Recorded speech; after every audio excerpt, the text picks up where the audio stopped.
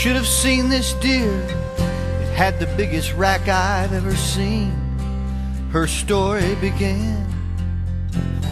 She caught sight of it, then off into the woods it ran. She followed at the deer's insistence, the flicker of a white tail at the distance. The deer, it led the way. It's not an ordinary tale about the one that got away. The spirit of the deer led the way.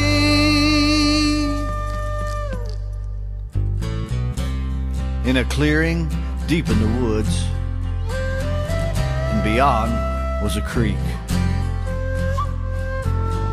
She could feel the warmth of an olden campfire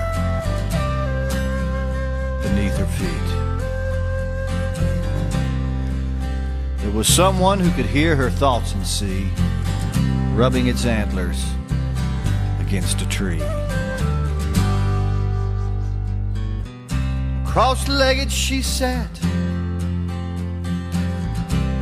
on hallowed ground, and over her shoulder a buffalo robe pulled around. A once solemn clearing now bustled with life. The hunters have returned after a long ride. Her grandfather in his youth, she could see his story to tell of a spirit to free. You should have seen this deer. It had the biggest rack I've ever seen. His story began.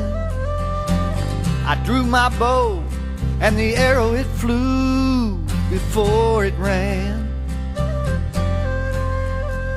But the deer would not fall, and I did not fear it, as it was the great deer spirit.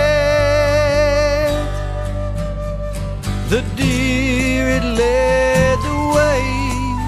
It's not an ordinary tale about the one that got away.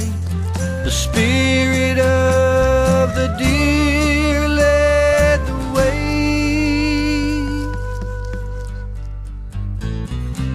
Oral tradition, a term now used to describe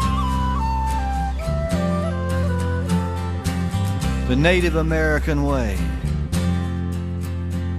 to inscribe. Stories told in a way to enable life to travel a distance in time.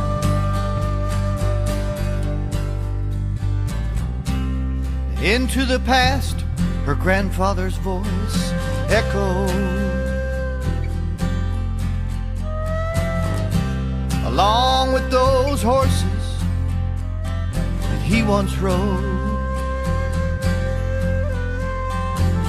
She felt a shiver, the buffalo robe was gone. In a once bustling clearing, she was alone. Except for the deer that led the way, transcending time with an arrow to the present day. Arrow in hand, arrow she threw at the heart of the deer. But she knew that the deer would not fall, and she did not fear it. It was the great deer spirit.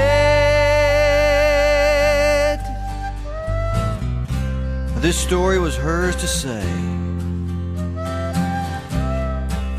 to those who believe. The spirit of the deer led the way. The deer, it led the way. It's not an ordinary tale about the one that got away. The spirit of the deer